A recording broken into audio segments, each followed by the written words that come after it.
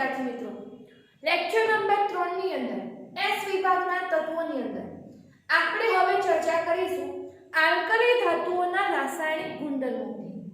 આના પહેલાના લેક્ચરમાં આપણે વાત કરી તો આલ્કલી ધાતુઓના જે ભૌતિક ગુણધર્મો તેના વિશે આપણે ચર્ચા કરી ગયા.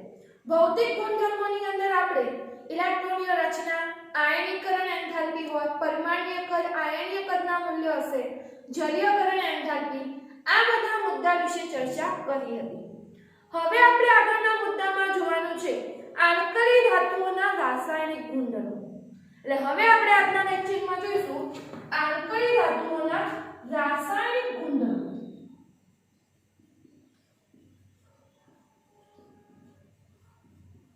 હવે અહીંયા ખાસ ધ્યાનમાં રાખવા જેવું આલ્કલી ધાતુઓના રાસાયણિક ગુણધર્મો માટે આપણે ખાસ કહીએ તો આલ્કલી ધાતુઓ જે હતું એનું એક તો મોટું કદ અને બીજા નંબરે કહીએ તો એની નીચી આયનીકરણ એન્થાલ્પી. કારણ કે નીચી આયનીકરણ એન્થાલ્પી હોવાના કારણે સરળતાથી એક ઇલેક્ટ્રોન ગુમાવી દેતા હતા. એટલે મોટું કદ અને નીચી આયનીકરણ એન્થાલ્પી, આના કારણે આલ્કલી ધાતુઓ માટે આપણે વાત કરીએ તો આલ્કલી ધાતુઓ હતી એ વધુ પ્રતિક્રિયાત્મક છે. એટલે જે પ્રતિક્રિયાત્મકતા, કોઈ જોડે રાસાયણિક પ્રક્રિયા કરવાની જે વૃત્તિ હોય, રાસાયણિક પ્રક્રિયા કરવાની જે વૃત્તિ હશે તેને આપણે પ્રતિક્રિયાત્મકતા કહેતા. પરંતુ અહીંયા આલ્કલી ધાતુઓ હતી, આના કારણે આપણને કેવી જોવા મળતી હતી? વધુ પ્રતિક્રિયાત્મક. અને વધુ પ્રતિક્રિયાત્મક એટલે કહીએ કે સરળતાથી એમની પ્રક્રિયા આપી શકશે. શાના કારણે? મોટું કદ અને નીચી આયનીકરણ એન્થાલ્પીના કારણે. બીજું કહીએ સમૂહમાં ઉપરથી નીચે તરફ જતા, સમૂહમાં ઉપરથી નીચે તરફ જતા પ્રતિક્રિયાત્મકતા જે હતી એ પ્રતિક્રિયાત્મકતાના મૂલ્યમાં શું જોવા મળતો હતો? વધારો. કારણ કે સમૂહમાં ઉપરથી નીચે તરફ જતા હતા એમ કદ પણ વધતું હતું અને બીજા શબ્દોમાં કહીએ કે આયનીકરણ એન્થાલ્પી હતી એના મૂલ્યો પણ ઘટતા હતા. એટલે સમૂહમાં ઉપરથી નીચે તરફ જઈએ છીએ એમ આપણે કહીએ તો પ્રતિક્રિયાત્મકતા કેવી થતી હશે? વધતી જતી હશે. રાસાયણિક ગુણધર્મોની અંદર આપણે પહેલો રાસાયણિક ગુણધર્મ જોઈએ તો હવા સાથેની પ્રક્રિયા. હવા સાથેની જે પ્રતિક્રિયાત્મકતા હશે તો હવા પ્રત્યેની જે પ્રતિક્રિયાત્મકતા હોય તેની આપણે વાત કરીશું. હવે હવા સાથેની પ્રતિક્રિયાત્મકતા, હવા સાથેની પ્રક્રિયા, આની અંદર વાત કરીશું તો હવાની અંદર જે ઓક્સિજન, નાઇટ્રોજન જે વાયુ હશે તેના સાથે કયા પ્રકારની પ્રક્રિયાઓ આલ્કલી ધાતુ આપતી હશે તેની અહીંયા આપણે ચર્ચા કરવાની થશે. તો હવા પ્રત્યેની પ્રતિક્રિયાત્મકતામાં કઈ તો જે શુષ્ક હવા હશે, શુષ્ક હવા મતલબ કે ભેજનું પ્રમાણ હશે નહીં એવી હવા, તો શુષ્ક હવામાં આલ્કલી ધાતુ હતી એ ઝાંખી પડી જતી હતી. અને ઝાંખી પડવાનું કારણ કે આલ્કલી ધાતુઓ ઓક્સિજન સાથે જોડાય અને એના ઓક્સાઇડ બનાવતી હતી. એટલે આલ્કલી ધાતુઓ શું હશે? શુષ્ક હવામાં ઝાંખી પડે છે. એટલે અહીંયા પહેલો હવા સાથેની પ્રતિક્રિયાત્મકતાનો જે મુદ્દો છે તેની અંદર યાદ રાખવા જેવું કે શુષ્ક હવામાં આલ્કલી ધાતુઓ ઝાંખી પડે. ઝાંખી પડે એટલે જે એની શાઇનિંગ હોય એ થોડી ઓછી થઈ જાય અને આ ઝાંખી પડવા પાછળનું કારણ હતું એના શું બનતા હતા? ઓક્સાઇડ બનતા હતા. હવે જે એના ઓક્સાઇડ હશે, આ ઓક્સાઇડ હશે ભેજ સાથે પ્રક્રિયા કરી અને શું બનાવતા હતા? હાઇડ્રોક્સાઇડ બનાવતા હતા. એટલે શુષ્ક હવામાં આલ્કલી ધાતુઓ ઝાંખી પડતી હતી અને જે આલ્કલી ધાતુઓ ઝાંખી પડતી હતી એના પાછળનું કારણ એના ઓક્સાઇડ બનતા હતા. ઓક્સિજન સાથે જોડાઈ અને ઓક્સાઇડ બનાવતા હશે એના કારણે. અને ઓક્સાઇડ બનતા હતા અને આ ઓક્સાઇડ હતા એ ભેજ સાથે પ્રક્રિયા કરશે અને ભેજ સાથેની પ્રક્રિયાથી હાઇડ્રોક્સાઇડ, દાખલા તરીકે સોડિયમનો ઓક્સાઇડ હોય તો ભેજ સાથે પ્રક્રિયા કરી સોડિયમ હાઇડ્રોક્સાઇડ બનાવે. પોટેશિયમનો ઓક્સાઇડ હોય તો ભેજ સાથે એટલે કે પાણી સાથે પ્રક્રિયા કરી KOH એટલે કે પોટેશિયમ હાઇડ્રોક્સાઇડ બનાવતો. એટલે આ રીતે ઓક્સાઇડ બનવાના કારણે આલ્કલી ધાતુઓ જાગી પડતી હતી. આ જે ઓક્સાઇડ હતા તે ભેજ સાથે પ્રક્રિયા કરી અને એના શું બનાવતા હતા? હાઇડ્રોક્સાઇડ બનાવતા હતા. એટલે બીજી વસ્તુ એની અંદર એ યાદ રાખીશું. બીજું કે તેઓ હવામાં જલદ રીતે સળગે છે અને હવામાં જલદ એટલે કે હવા સાથે તરત જ પ્રક્રિયા કરી શકતા હતા. અને હવા સાથે તરત જ પ્રક્રિયા કરી શકવાનું કારણ કે એની આયનિક અને એન્થાલ્પીના મૂલ્યો ઓછા હતા. એટલે હવામાં જલદ રીતે સળગે અને શું બનાવશે? ઓક્સાઇડ બનાવશે. એટલે આની અંદર ખાસ બીજું યાદ રાખીશું, હવામાં ખૂબ જ એમ કે તીવ્ર રીતે જલદ રીતે સળગે. અને આ જલદ રીતે સળગવા પાછળનું કારણ પણ એ જ હતું કે ઓક્સાઇડ બનાવશે એના કારણે. હવે અહીંયા ઓક્સિજન સાથે જોડાઈ અને આલ્કલી ધાતુઓ અલગ અલગ પ્રકારના ઓક્સાઇડ બનાવી શકતી હતી. હવે એ વસ્તુ જો યાદ રાખવી હોય તો જે લિથિયમ હતું, લિથિયમ બનાવશે મોનોક્સાઇડ. અને લિથિયમ મોનોક્સાઇડ બનાવવાનું કારણ એનું કદ જે કે બધી આલ્કલી ધાતુઓમાં સૌથી ઓછું હશે. અને જે આયનિક અને એન્થાલ્પી કહીએ એ બધી આલ્કલી ધાતુઓ કરતાં એની વધુ હશે. તો લિથિયમ જે હશે એ ઓક્સિજન સાથે સંયોજાય અને મોનોક્સાઇડ બનાવશે. જે સોડિયમ હશે બનાવશે પેરોક્સાઇડ. અને જે બીજા નંબરે કહીએ બીજી જે ધાતુઓ હતી પોટેશિયમ, રૂબેડિયમ અને સીઝિયમ, આ જે ધાતુઓ હતી તે બનાવતી હતી સુપર ઓક્સાઇડ. સુપર ઓક્સાઇડ એટલે કે કહીએ O2- સાથે જોડાશે આ રીતે. અને એના પોટેશિયમ, રૂબેડિયમ અને સીઝિયમ, આ જે ધાતુઓ હતી પોટેશિયમ, રૂબેડિયમ અને સીઝિયમ એ O2- સાથે જોડાઈ અહીંયા આ રીતે આવશે ઓક્સિજનના બે અણુ O2- અને સુપર ઓક્સાઇડ બનાવશે આ. અને જેવા મોટા ધન આયનો હશે એ સુપર ઓક્સાઇડની હાજરીમાં જ પોટેશિયમ, રૂબેડિયમ, સીઝિયમ એ સ્થાયી હશે. હવે અહીંયા જોઈએ કે લિથિયમ હશે મોનોક્સાઇડ બનાવશે. તો અહીંયા દરેકની પ્રક્રિયા થશે તો ઓક્સિજન સાથે જ, પરંતુ એના જે વિવિધ ખાસિયતો હશે એના કારણે આપણને મોનોક્સાઇડ, પેરોક્સાઇડ અને જે કહીએ સુપર ઓક્સાઇડ અલગ અલગ પ્રકારે ઓક્સિજન સાથેના ઓક્સાઇડ મળતા હતા. દાખલા તરીકે વાત કરીએ લિથિયમની વાત કરીએ તો લિથિયમ હશે O2 સાથે પ્રક્રિયા કરે ઓક્સિજન સાથે. આપણે અહીંયા દરેક ધાતુમાં ઓક્સિજન સાથેની જ વસ્તુ યાદ રાખવાની. તો લિથિયમ ઓક્સિજન સાથે પ્રક્રિયા કરશે અને જે બનાવશે Li2O. Li2O ઓક્સિજનનો એક અણુ એટલે આપણે કહેતા હતા મોનોક્સાઇડ. દાખલા તરીકે આપણે જાણીએ છીએ કાર્બન અને ઓક્સિજન જોડેલા હોય તો કાર્બન મોનોક્સાઇડ અને CO2 હોય તો કાર્બન ડાયોક્સાઇડ કહેતા હતા. અહીંયા આપણે હવે જોઈ શકીએ સંયોજકતા જો વિચારીએ તો લિથિયમ +1 હોય અને ઓક્સિજનની સંયોજકતા -2 હતી. આ આપણે શરૂઆતના બેઝિક લેક્ચરમાં ભણી ગયેલા એના વિશેની વાત.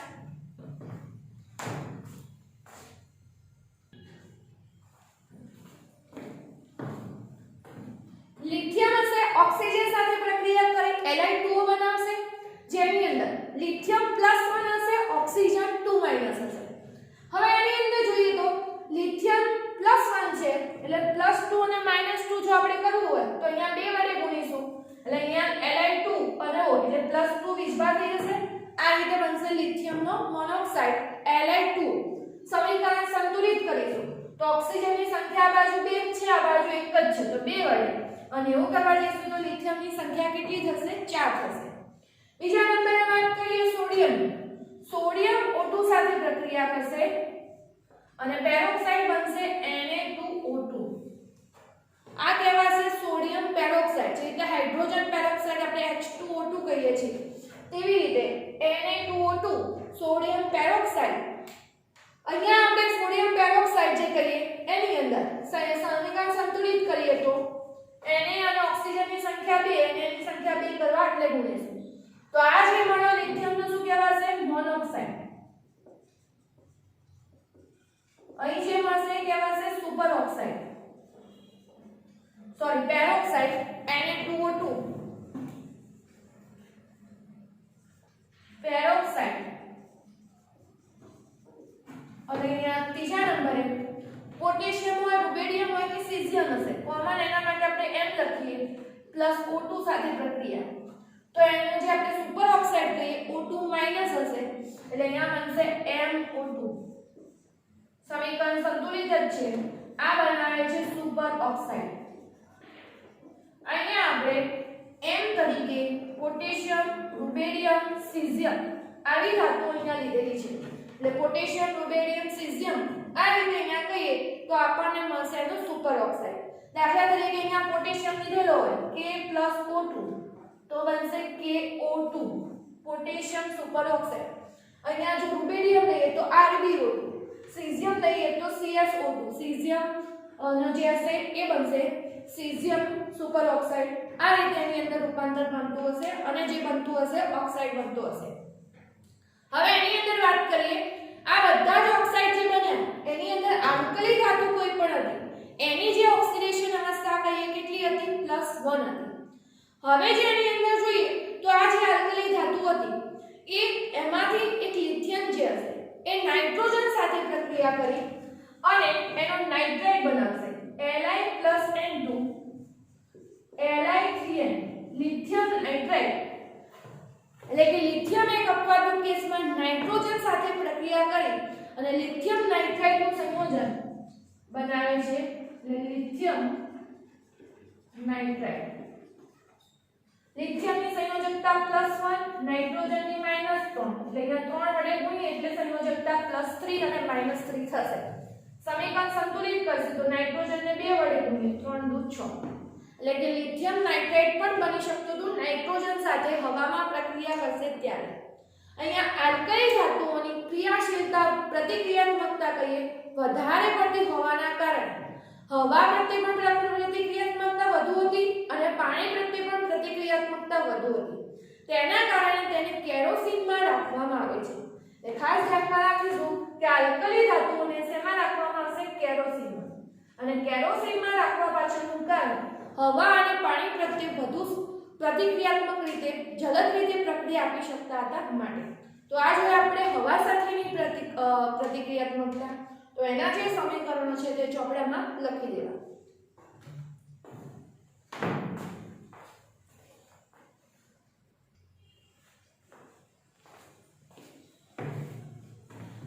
આલ્કલી ધાતુનો બીજા નંબરનો જે ગુણધર્મ જોઈએ બીજા નંબરનો ગુણધર્મ જોઈશું તેની અંદર પાણી પ્રત્યેની પ્રતિક્રિયાત્મકતા. પાણી પ્રત્યેની પ્રતિક્રિયાત્મકતા આની અંદર આલ્કલી ધાતુઓ છે. આલ્કલી ધાતુઓ પાણી સાથે પ્રક્રિયા કરી હાઇડ્રોક્સાઇડ બનાવે છે અને હાઇડ્રોજન વાયુ મુક્ત કરે છે. એટલે આની અંદર આલ્કલી ધાતુઓ પાણી સાથે પ્રક્રિયા કરવાથી તેના હાઇડ્રોક્સાઇડ બનાવશે અને હાઇડ્રોજન વાયુ મુક્ત કરશે. એટલે આ રીતે એની અંદર કહીએ કે આલ્કલી ધાતુઓ માટે દાખલા તરીકે આપણે કોમન સૂત્ર લખીએ M પાણી સાથેની પ્રક્રિયામાં H2 તો એનો હાઇડ્રોક્સાઇડ M+OH- અને H2 ગેસ છૂટો પડશે. આ રીતે એનો હાઇડ્રોક્સાઇડ અને હાઇડ્રોજન વાયુ જે હશે આલ્કલી ધાતુઓની પાણી સાથેની પ્રક્રિયાથી છૂટો પડતો હશે. ઉદાહરણ જોઈએ તો દાખલા તરીકે સોડિયમની પ્રક્રિયા પાણી સાથે કરવામાં આવે. સોડિયમની પ્રક્રિયા પાણી સાથે કરી હોય તો સોડિયમ હાઇડ્રોક્સાઇડ NaOH બને અને હાઇડ્રોજન વાયુ એની અંદરથી મુક્ત થશે. તો સોડિયમ હાઇડ્રોક્સાઇડ અને જે હાઇડ્રોજન વાયુ હશે એની અંદરથી મુક્ત થશે. સમીકરણમાં જો સંતુલન જોઈએ તો અહીંયા 2 વડે ગુણીશું હાઇડ્રોજનની સંખ્યા જે હતી સંતુલિત કરવા માટે. અહીંયા પણ 2 વડે ગુણીએ 2 2 4 અને સોડિયમ 2. એટલે આ રીતે એની અંદર સમીકરણ સંતુલિત થશે. આ જ રીતે લિથિયમ હોય પોટેશિયમ હશે તો આ બધી ધાતુઓ પાણી સાથે પ્રક્રિયા કરી અને એના હાઇડ્રોક્સાઇડ બનાવતી હતી. અહીંયા બીજી એક ખાસ વસ્તુ ધ્યાનમાં રાખવા જેવી છે કે જે લિથિયમ ધાતુ છે એનો જે E સ્ટાન્ડર્ડ મતલબ કે વિદ્યુત ધ્રુવ પોટેન્શિયલ હશે તેનું મૂલ્ય જે કહીએ વધુ ઋણ હતું. એટલે કે લિથિયમનું E સ્ટાન્ડર્ડ જે કહેવાશે વિદ્યુત રાસાયણિક રિડક્શન પોટેન્શિયલ જે કહેતા હતા આનું મૂલ્ય વધુ ઋણ હોવા છતાં અને સોડિયમની કમ્પેરિઝન કરીએ તો સોડિયમનું વિદ્યુત રાસાયણિક રિડક્શન પોટેન્શિયલનું મૂલ્ય હતું તે ઓછું ઋણ હતું. આમ છતાં લિથિયમ કરતાં જે સોડિયમ હશે એ પાણી સાથે વધુ પ્રક્રિયા આપે છે અને આ પાછળનું કારણ હતું કે જે લિથિયમ હતું એનું નાનું કદ ઊંચી આયનીકરણ એન્થાલ્પી, જલીયકરણ એન્થાલ્પી જે કહેતા હતા, તો એના નાના કદ અને આપણે જોઈએ કે જલીયકરણ એન્થાલ્પી પણ લિથિયમની કેવી હતી, સૌથી વધારે હતી. તો જલીયકરણ એન્થાલ્પીનું મૂલ્ય જે હતું એ વધુ હતું. આના કારણે આપણે કહી શકીએ કે લિથિયમ કરતા સોડિયમ હશે પાણી સાથે ઝડપથી હાઇડ્રોક્સાઇડ બનાવતું હશે અને લિથિયમ કરતા સોડિયમ હશે ઉગ્ર રીતે પાણી સાથે પ્રક્રિયા કરે, જ્યારે એની સરખામણીમાં કહીએ તો લિથિયમ ઓછા ઉગ્ર રીતે પ્રક્રિયા કરતું હશે. તો આ જોયો બીજો ગુણધર્મ, પાણી પ્રત્યેની પ્રતિક્રિયાત્મકતા.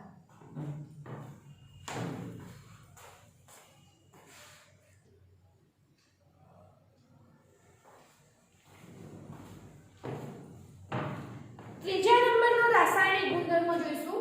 તેની અંદર આવશે હાઇડ્રોજન સાથેની પ્રક્રિયા. હાઇડ્રોજન સાથેની પ્રક્રિયાની અંદર જે આલ્કલી ધાતુઓ હતી, આ આલ્કલી ધાતુઓ હાઇડ્રોજન સાથેની પ્રક્રિયામાં આપણે કહીએ તો હાઇડ્રોજન સાથેની પ્રક્રિયાથી હાઇડ્રાઇડ બનાવે છે. એટલે આની અંદર આપણે યાદ રાખીશું આલ્કલી ધાતુઓ હાઇડ્રોજન સાથેની પ્રક્રિયાથી હાઇડ્રાઇડ સંયોજનો બનાવતી.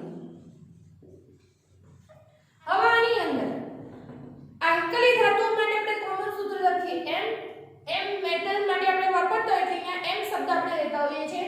હાઇડ્રોજન એટલે ડાયહાઇડ્રોજન રૂપે મળશે અને એનો હાઇડ્રાઇડ મળતો તો MH, કારણ કે M+ હોય અને હાઇડ્રોજન H- હશે. એટલે એનો જે આપણે એક જ સંયોજન બંને આયનો હતા એટલે MH પ્રકારનો હાઇડ્રાઇડ મળશે. દાખલા તરીકે આપણે કહીએ લિથિયમ + H2 લખેલું હોય તો લિથિયમ હાઇડ્રાઇડ LiH બનશે. સોડિયમ + H2 લખેલું હોય તો સોડિયમ હાઇડ્રાઇડ NaH મળશે. સમીકરણ જો સંતુલિત કરીએ તો આ બાજુમાં બધી જગ્યાએ હાઇડ્રોજન 2 હતા તો 2 હાઇડ્રોજન કરવા અહીંયા 2 વડે ગુણીશું તો જે ધાતુનું સૂત્ર હતું તે પણ અહીંયા કેટલા થશે, 2 થઈ જશે. હવે બીજું આની અંદર લગભગ જે ડાયહાઇડ્રોજન સાથેની પ્રક્રિયા હશે, આલ્કલી ધાતુની પ્રક્રિયા કરે છે ડાયહાઇડ્રોજન સાથે 673 કેલ્વિન તાપમાને. આલ્કલી ધાતુ હતી ડાયહાઇડ્રોજન સાથે 673 કેલ્વિન તાપમાને પ્રક્રિયા કરી આ રીતે હાઇડ્રાઇડ સંયોજન બનાવતું. લિથિયમ માટે આ તાપમાન થોડું જુદું છે. લિથિયમ માટે આ તાપમાન કેટલું હશે, 1073 કેલ્વિન. અને આ રીતે એના હાઇડ્રાઇડ બનશે. આ જે હાઇડ્રાઇડ બને છે આલ્કલી ધાતુઓના હાઇડ્રોજન સાથેની પ્રક્રિયાથી. આ આલ્કલી ધાતુઓના હાઇડ્રાઇડ હશે એ ઘન હશે અને કયા સ્વરૂપે હશે, આયનીય સ્વરૂપે. એટલે આલ્કલી ધાતુઓના જે હાઇડ્રાઇડ હતા એ ઘન હશે, આયનીય સ્વરૂપે હશે, સ્વભાવ જેનો કહીએ આયનીય હશે અને બીજું એની અંદર ગુણધર્મમાં ખાસિયત કે એના ઉત્કલન બિંદુ કેવા હશે, ઊંચા હશે. એટલે ઘન, આયનીય અને એના જે ઉત્કલન બિંદુ કરીએ આ ઉત્કલન બિંદુ એના જે હતા એ ઊંચા જોવા મળતા હતા. એટલે આ વાત થઈ હાઇડ્રોજન સાથેની પ્રક્રિયા જે આલ્કલી ધાતુઓ કરી અને જે હાઇડ્રાઇડ સંયોજનો બનાવતી હતી તેના વિશે. હવે આગળ વાત કરીશું આપણે હેલોજન સાથેની પ્રક્રિયા. જે ચોથો ગુણધર્મ છે તે હેલોજન સાથેની પ્રક્રિયા.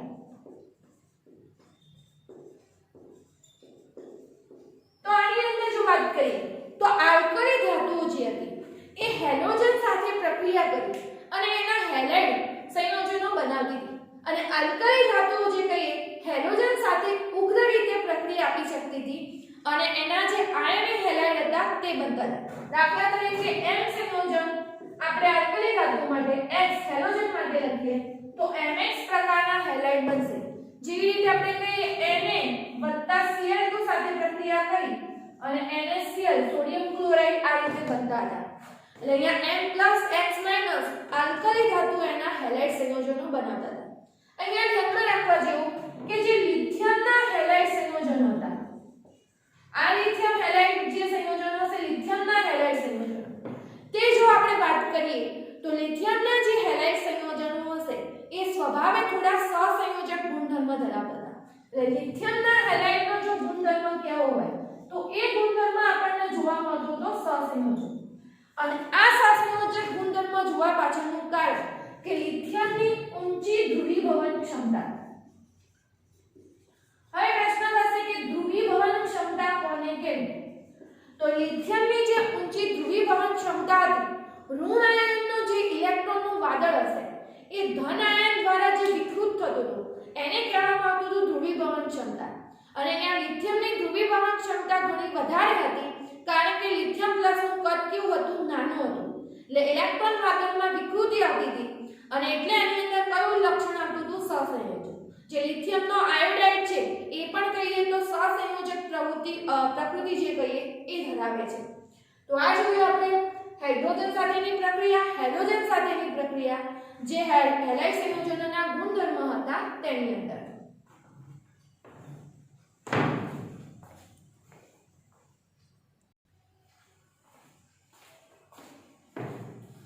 પાંચમો ગુણધર્મ જોઈશું રિડક્શન કરતા પ્રકૃતિ. તો જે આલ્કલી ધાતુઓ છે આ આલ્કલી ધાતુઓની અંદર પ્રબળ રિડક્શન કરતાનો ગુણધર્મ હોય છે. અને આ જે પ્રબળ રિડક્શન કરતા છે એની અંદર લિથિયમ છે સૌથી વધુ પ્રબળ રિડક્શન કરતા તરીકે અને જે સોડિયમ છે એ જે કહીએ ઓછા પ્રમાણમાં શક્તિશાળી રિડક્શન કરતા. એટલે લિથિયમ જે પ્રબળ રિડક્શન કરતા અને જે સોડિયમ કહીએ એ જે લિથિયમ પ્રબળ રિડક્શન કરતા ઓછી શક્તિશાળી રિડક્શન કરતા તરીકે વર્તે છે. હવે આ વસ્તુને જે કહીએ તો જે વિદ્યુત રાસાયણિક પોટેન્શિયલનું મૂલ્ય, વિદ્યુત રિડક્શન પોટેન્શિયલનું મૂલ્ય જોયું તે જે લિથિયમનું હતું સૌથી વધુ ઋણ હતું એ કારણે એ શક્તિશાળી રિડક્શન કરતા છે. આ વસ્તુ જે આપણે જોઈએ તો દાખલા તરીકે આલ્કલી ધાતુઓ સોલિડ સ્થિતિમાં હોય એમાંથી જો વાયુ સ્થિતિમાં લઈ જઈએ તો એના સાથે સંક્રાંતિથી ઉર્ધ્વપાતન એન્થાલ્પી. બીજા નંબરે કહીએ તો જેની આયનીકરણ એન્થાલ્પી હતી. જે આયનીકરણ એન્થાલ્પીમાં વાયુ સ્થિતિમાં હોય એની અંદરથી એક ઇલેક્ટ્રોન ગુમાવી અને M+ આયન બનાવવો હોય તો એની સાથે સંક્રાંતિથી એની આયનીકરણ એન્થાલ્પી.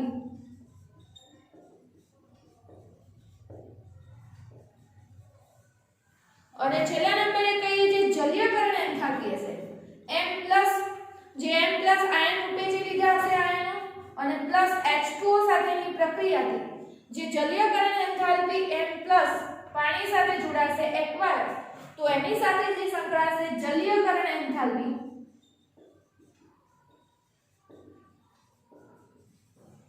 આ જે બધી બાબતો હતી એ લિથિયમની અંદર કહીએ તો લિથિયમની જલીયકરણ એન્થાલ્પીનું મૂલ્ય વધુ હતું. જે E સ્ટાન્ડર્ડનું મૂલ્ય જે કહીએ વધુ ઋણ હોવાના કારણે જે શક્તિશાળી રિડક્શન કરતા હતું આ વાતને અહીંયા અનુમોદન આપે છે. એટલે એના જે આપણે કહીએ સમર્થન આપે છે. આ જે એન્થાલ્પીના મૂલ્યો છે એના ઉપરથી પણ આપણે આ વસ્તુ જાણી શકીએ છીએ.